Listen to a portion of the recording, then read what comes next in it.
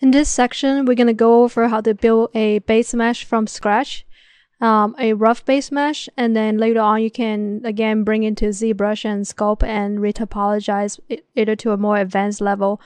But this is for probably a beginner, and if you don't know how to do a base mesh from scratch, this chapter will help you.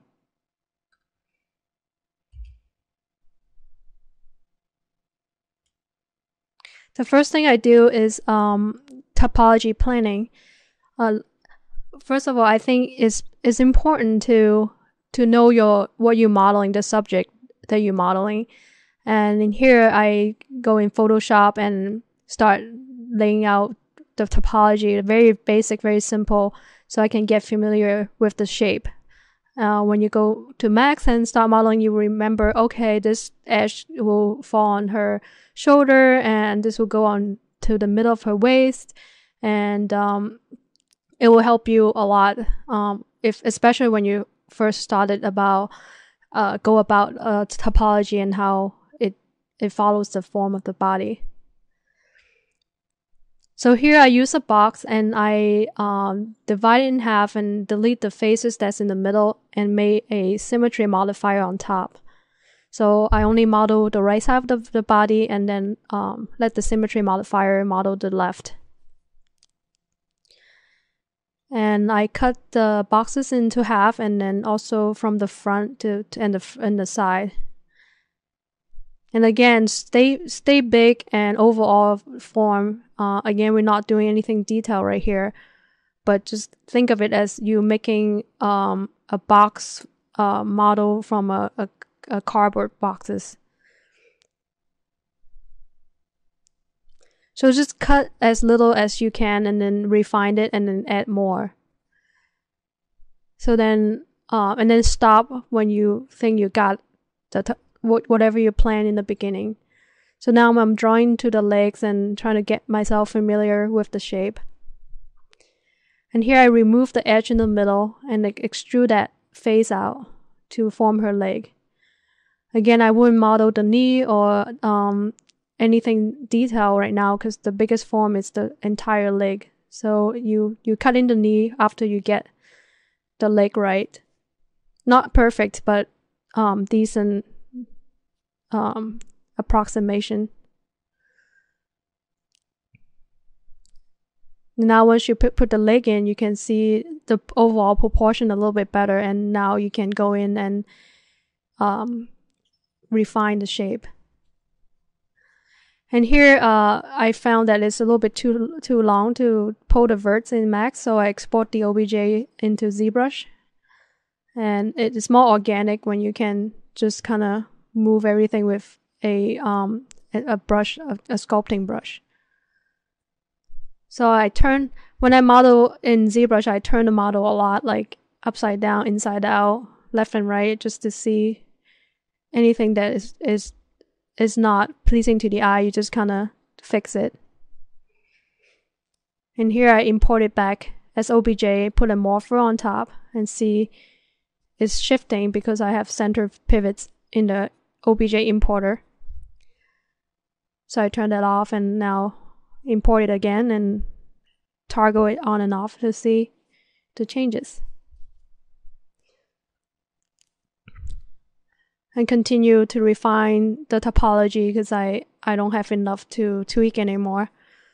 So by using the connect tool, I put in a little bit more edge loop, and I'm moving the edge loop to the biggest form as I planned in the topology stage, because you don't want to again do the detail without making the big form. So the biggest form you can see, just do that first and cut your edges and place it in the biggest areas you can see.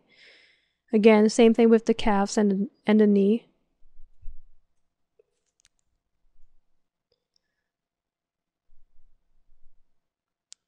And after you have enough topology, you want to sculpt it again. And probably needs more in front of the thigh and on the side. So just using the connect tool, add more topology. And the reference here comes in really handy when you have a ZBrush model and you don't want to waste your time. Just go, oh, I need to look at the side reference because I don't have any reference on the sides. That kind of break your modeling workflow. So I would suggest to find the reference you needed, not too many, just the one you needed. That means that some area that you think is helpful, like generic form, and also area that you are not sure about, like say you're not sure about the arms anatomy. I would suggest adding a little bit more reference, maybe from a sculptor or a painting, or maybe take pictures of a model. So I think by exporting in and out the ZBrush to Max as a morph, there's a lot of benefits to it. I personally found that I like seeing the changes that I made last time as a morph target, and I also like to if I don't like the changes from last time, I can kind of dial in the percentage. And if you have UV, it's a little bit too early for that right now, but sometimes when later on in stage you want to sculpt and you don't have you don't want to destroy the UV or like any modifier you have, using a morph is pretty useful for retaining what you have in Max. And here I go back to ZBrush, and using the reference, I kind of roughed in more the form that I see needs to be refined. And again, don't put in too much time into detailing and getting it perfect in the beginning stage, because that will kind of, you want to use the time a little bit better and save that couple minutes of fine tuning it right now to the end at the appropriate stage. Again, at this stage, you just want to get the rough of the model in.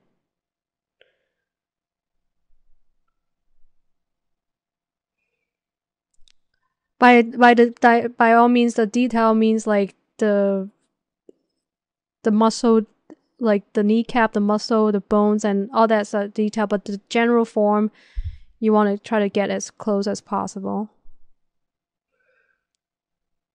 And here I'm seeing my changes from ZBrush again. And going back and forth like this, I found it's very useful to not get too off model. And a lot of time, I really spend a lot of time on laying out the biped and make sure that it kind of matched the concept before I go sculpting. Even though it's not like perfect, but it gives me a wireframe or armature, kind of like sculpting. You put in the wire before you sculpt. That's like my wire. The biped is my wire before I put any geometry on top. It serves as a guide, and it's good to do that for rigging too, because you like here the elbow bend down. It's very easy to get off track without having a guide underneath it.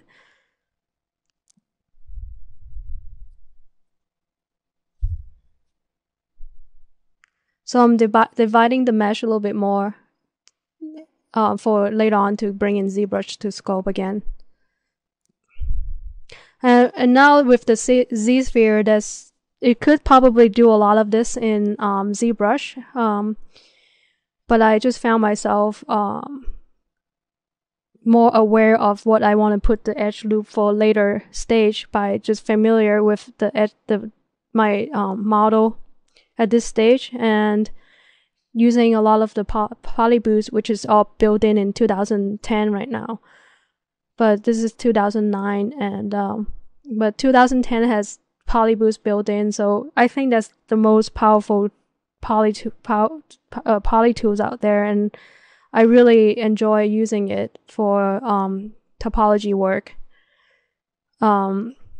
because you can just delete edges and then can turn it and add faces and connect it with the flow set in. It's so much beneficial tool in Polyboost.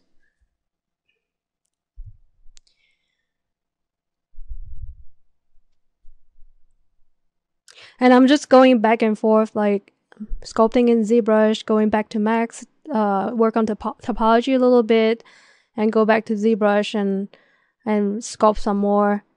And as you sculpt, you'll find out if you don't have enough topology. You'll know right away because there's not enough enough wire for you to move around with. So just keep that in mind. And also, like, the corner of the shoulder has a 5-sided, and when I'm sculpting it, I can feel like, okay, I need to change it, this area to be better edge flow, because right now it's just kind of, it cuts in the mass in the shoulder. It's not rounded, and that edge is kind of really bothering me. And I mean, if you sculpt a lot, and you will be able to feel that too. You need to change it. So at the end of the tutorial, I would change the edge flow in the shoulder. But right now, again, we're not worried about that right now. We just worry about the form. And here I cut half of the body, and I use a symmetry modifier for efficiency. And here I redirected the flow a little bit. That's a 5-sided. I cut into. I divided the 3 edges into half and collapsed it. And I use that tool a lot, and just dividing and collapsing to change the direction of the flow. Now it's looking better already because that 5-sided is gone. And that edge loop there is important because that will be the edge loop mark for my UV layout. So I want to keep that loop complete, not break into any section. And here I'm just checking and selecting all the edge and relaxing it slightly. I use set flow in Polyboost underneath loop tools, and I have assigned shortcut to 4 is select the loop, and 6 is set flow. So you can see in the keyboard chart down there, I press 4 and 6 a lot. Here I'm extruding in more detail for the breast because it's a mass that's outside the chest, so you need to add more topology in there for the breast to the mass to come out more. So I use inset and relax to do that. So you got enough topology now. Go back to ZBrush and start sculpting.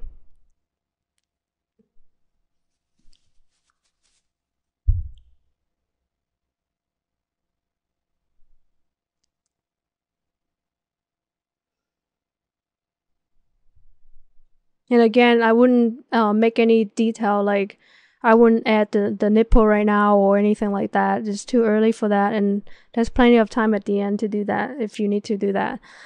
Again, just sculpting in the arms. Now the alignments of the back is important. Like in the beginning of my at Blur Studio, and I kind of modeled the model really arched back, and it looks sexy, but it's having a lot of trouble with mocap data, because when you mocap a person, the person is standing straight in the beginning. So if your model in the base stage is already arched back, when the mocap data is arching back, it just makes your model look super deformed, and it's too exaggerated. And also when the model leaning forward, your back can never arch back because the model is already arched. So you want to make sure like your base mesh for productions and for anybody that your model is going to get mocap data, make sure the back is semi-straight and not arch back or lean forward, hunchback too much.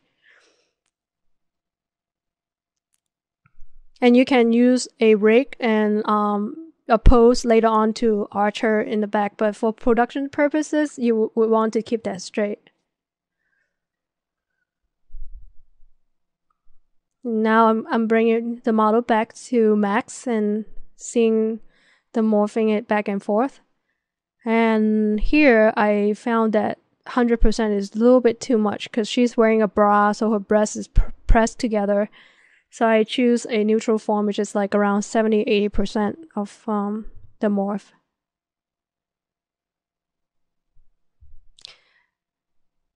And I'm aligning the verts in the middle, because sometimes when you sculpt, even though I use symmetry brush, and you want to make sure it's at 0.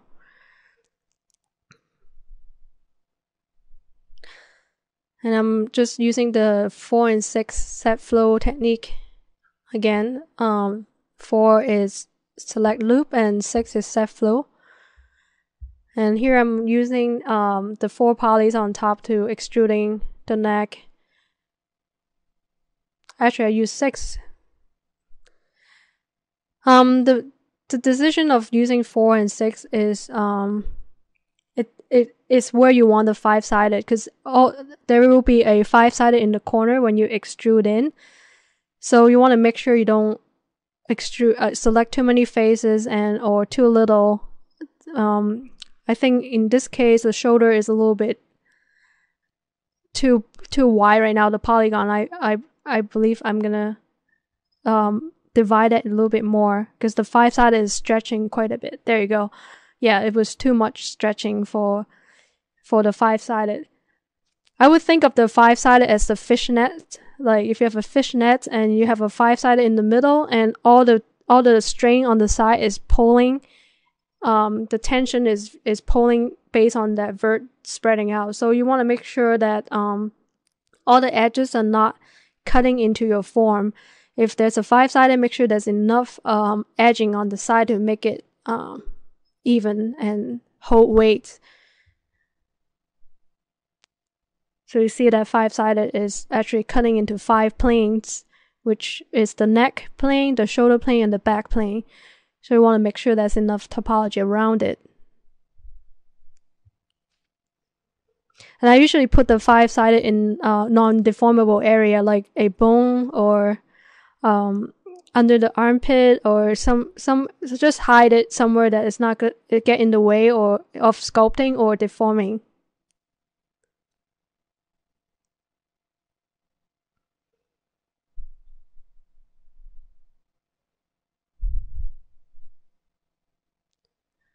See the changes with a morph. And I select the edge in the middle and do a loop and split it with edit edge. And now I'm adding more topology, and sometimes you need to reduce more too if it's too much.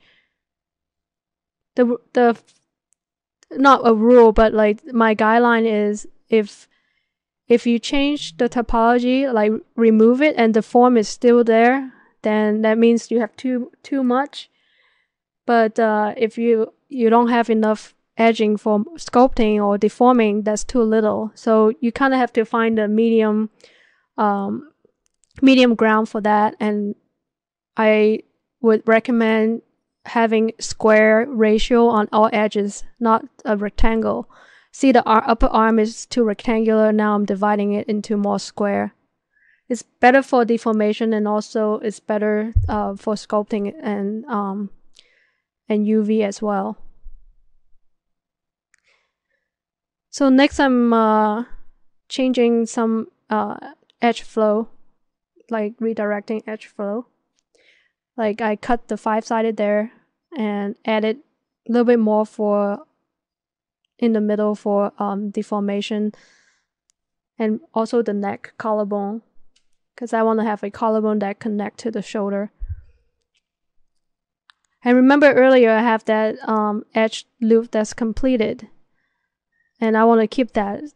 And I would like to move the geometry around to get more detail, but I will not break that edge loop because that's important for UV later on.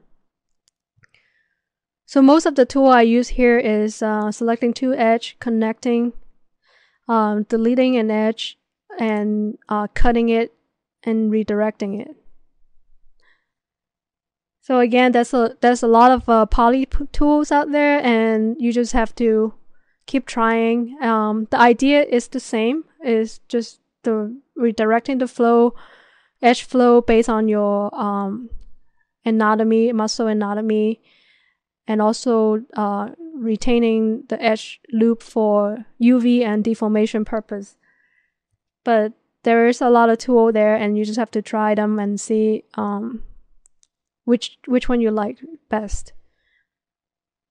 Like here, I'm trying to move the 5-sided away from the deforming area, because that area, when you lift your arm and you bend backwards, that's a lot of movement there. So you don't want to have the 5-sided so close to that area. So again, I leave instead of dividing the whole loop around, I divided half of it and leave it open, and I can tie it later on when I add more details on the other area.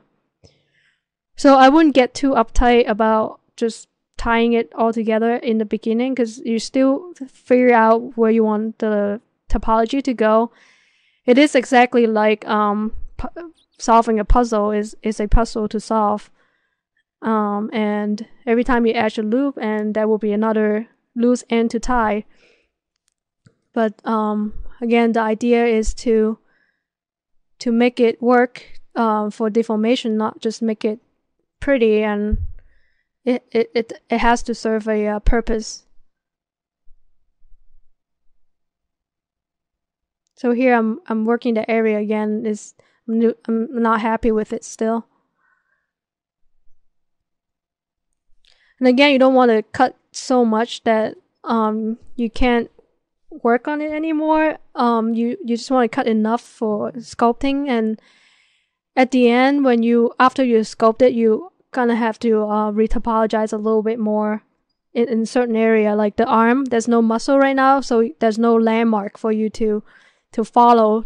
It will be very hard to cut the topology right now based on the anatomy, because there's nothing there to guide you. So I will leave the arm topology, the topology edge flow directing for later, and probably after you sculpt the mass and everything. But the idea and the technique is pretty much what I use for everything. And also polyboost. There's another section on polyboost that is retopologizing based on the mesh. Here I'm trying to connect the hand, which is a lot of topology, into a more simple form, which is the forearm. And you'll notice I will cut in the area that has a lot of bone structure, like the thumb, that the bone connects to the forearm wrist. And I will just try to direct it to the area, so every line serves a purpose. Because right now you're seeing a lot of lines, and some of them is too much, and I will just collapse it down. And since there's a forearm twisting going on there, so I actually spin all the edges and reworked it. So now I got a decent body mesh that's not too dense and not too loose, and I would like to tie it into the head and just Frankenstein it together. And I cut it in half for efficiency again. And by looking at the face and the body, I can tell they need more edge loop around the neck in order for it to connect. That's why you don't want to put too much in the beginning, because you just have to move it around a lot, and usually save it at this stage. There's a purpose to cut it, and just kind of cut it together. Now I'm trying to make it, for this tutorial, I'm just gonna make a bust and save the whole body for later. So again, I'm using bridge tool to bridge two edges between two meshes.